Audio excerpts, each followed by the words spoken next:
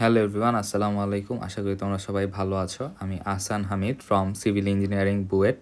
So আজকে আমরা admission standard ম্যাট্রিক্সের ইকুয়েশনটা সলভ করব।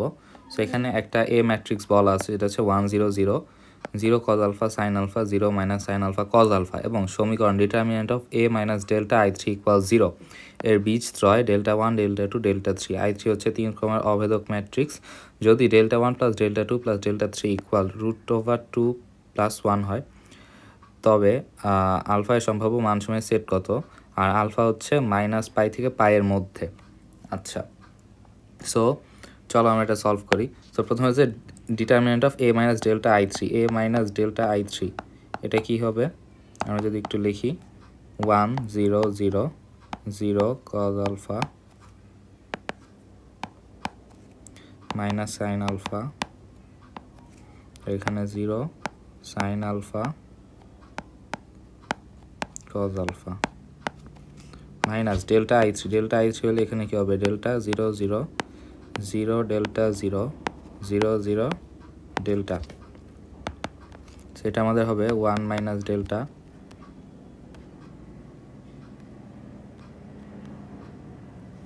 1 মাইনাস ডেল্টা 0 0, তারপর এখানে 0, এখানে হবে কজ আলফা মাইনাস ডেল্টা, এখানে হবে মাইনাস সাইন আলফা, এখানে 0 সাইন আলফা, এখানেও হবে cos alpha minus delta. So এটার ডিটারমিনেন্ট কী হবে? Determinant of A minus delta i3। So আমরা হচ্ছে এই প্রথম রো বরাবর বিস্তার বা প্রথম কলাম বরাবর যেটা বিস্তার করি একই হবে। সো একটা দিয়ে বিস্তার করলেই হবে 1 মাইনাস ডেল্টা। সো এটা গুণ হবে, সেটা এটা গুণ হলে কী হবে?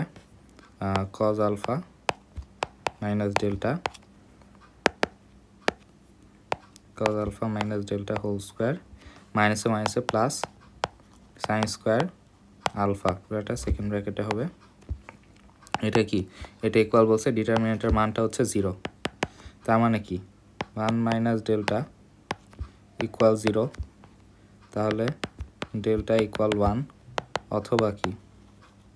অথবা cos alpha minus delta whole square plus sine square alpha equal to 0। So এখান থেকে আমরা কি করতে পারি? স্কোয়ার ভাঙাই। স্কোয়ার ভাঙলে কী হবে? Cos square alpha plus delta square plus 2 না তো প্লাস না minus 2 cos alpha into delta plus sine square alpha equal to 0। সেখান থেকে cos square alpha sine square alpha মিলে হয়ে যাবে 1। তো কি আসতেছে? Delta square minus 2 cos alpha into delta plus 1 equal to 0। So এটাকে আমরা ডেল্টার একটা দ্বিঘাত সমীকরণ বলতে পারি। সো এটা সলভ করলে কি আমরা ডেল্টার দুইটা মান পাবো।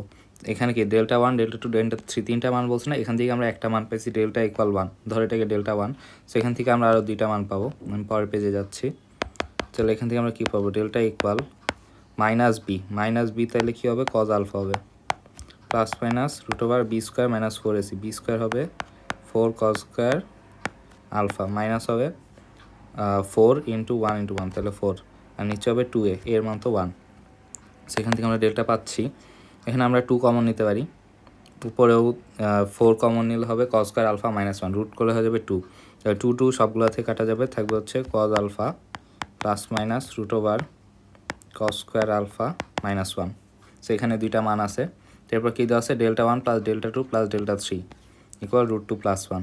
তাহলে করি delta 1 plus delta 2 plus delta 3 equal to √2 plus 1। Delta 1 হচ্ছে 1, আর ডেল্টা 2 হচ্ছে cos alpha plus cos square minus cos square alpha minus 1 plus cause alpha minus cos square alpha minus 1 equal to কি? √2 প্লাস 1।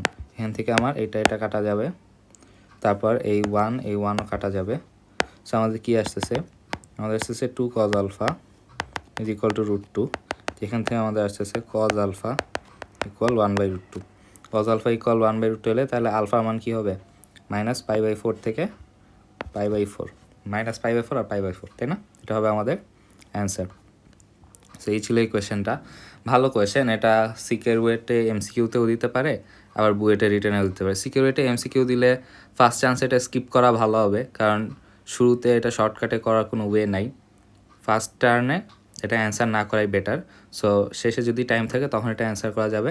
আর বুয়েট রিটেনের জন্য এটা একটা ভালো question, কারণ বুয়েটে ম্যাট্রিক্সে এরকম কোয়েশ্চেন 22 সালে এরকম না, কাছাকাছি এরকম আর কি আসছিল।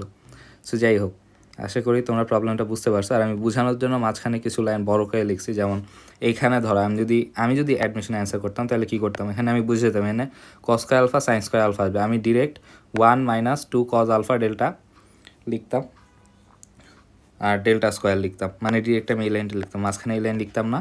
তারপর এই লাইন দেখাইতাম না, মনে মনে ক্যালকুলেট করতাম, তারপর এই লাইন লিখতাম। তারপর যোগ করার সময় এই লাইনও ভাঙায় দেখাইতাম না, এই দুইটা কাটা যাবে, ইজিলি বুঝতে পারতাম। সো এই আর কি, মানে এইভাবে লাইন স্কিপ দেওয়া যাবে। সো তোমরা যখন নিজে প্র্যাকটিস করবা সো তখন বুঝতে পারো আর কি। সো এই ছিল আজকের মতো, ইনশাআল্লাহ দেখা হবে নেক্সট কোনো ক্লাসে। টিল দেন, আসসালামু আলাইকুম।